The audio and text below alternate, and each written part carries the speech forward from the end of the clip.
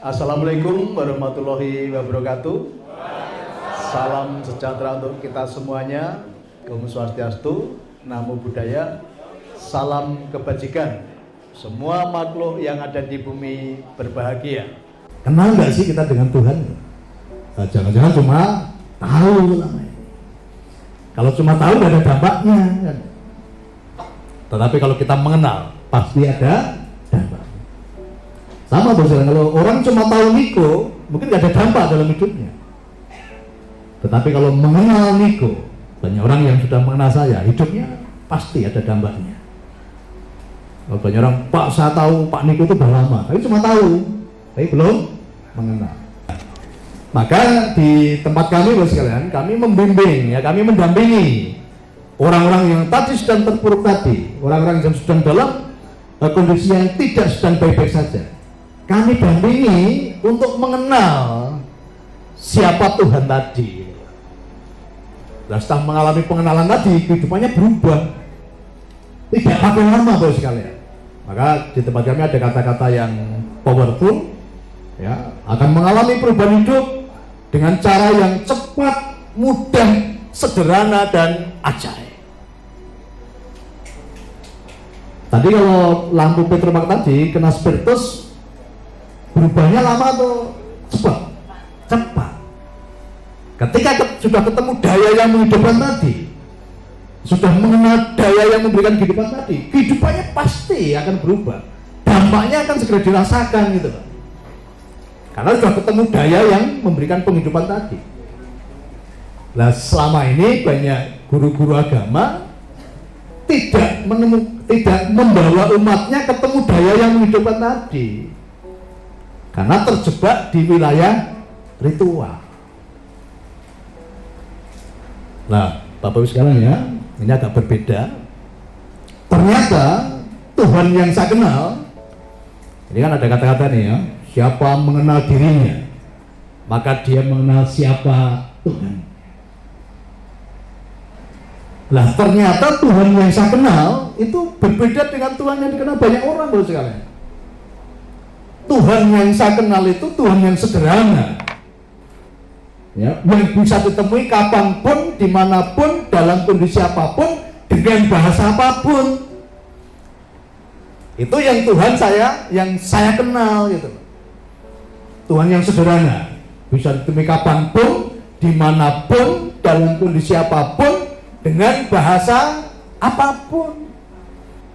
Yang sederhana itu. Sederhana nggak kira-kira Tuhan yang seperti itu? Sederhana sekali. Tetapi oleh banyak orang mau ketemu Tuhan dibuatkan metode yang sangat sulit, ya, dibuatkan ritual yang sangat sulit.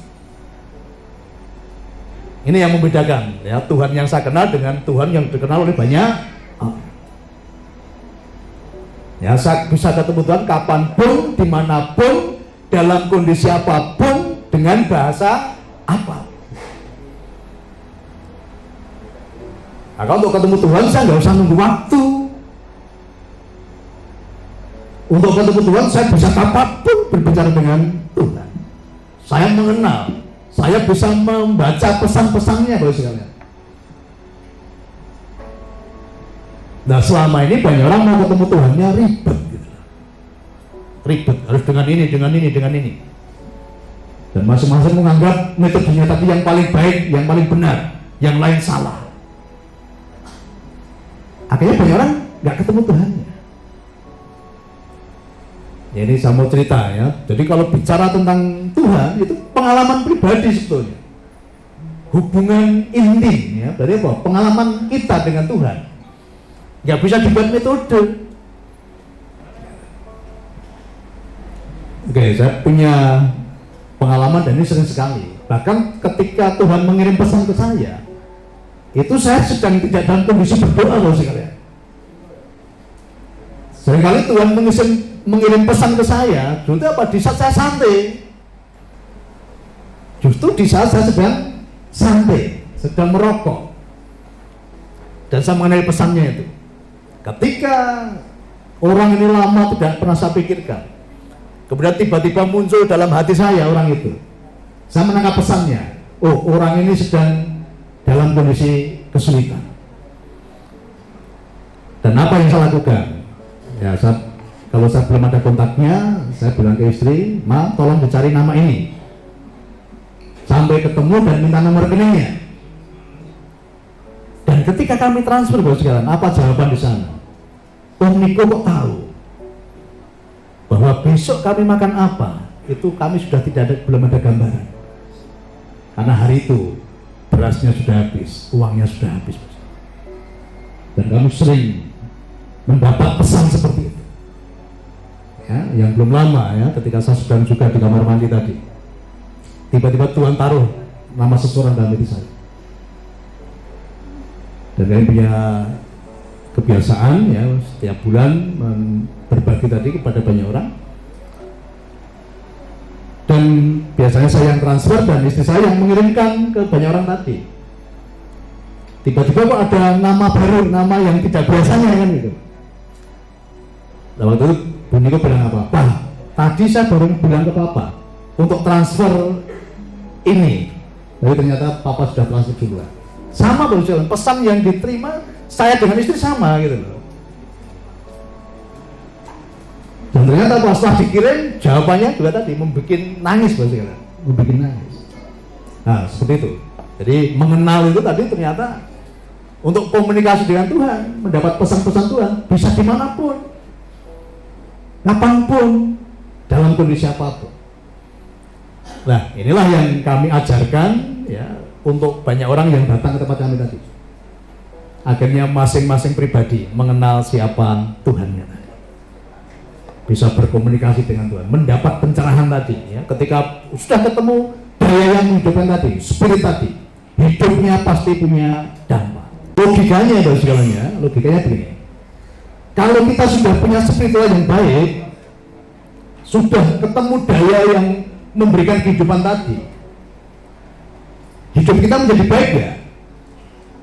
Pasti menjadi baik, pasti menjadi baik.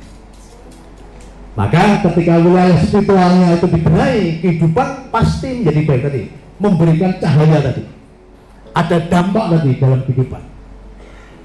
Maka benahi dulu spiritmu, ya, benahi dulu wilayah rohanimu. Tetapi tadi spirit yang betul-betul punya daya, ya, bukan terjebak di wilayah-wilayah ritual. Nah itulah spiritual yang akan memberi dampak di dalam kelimpahan.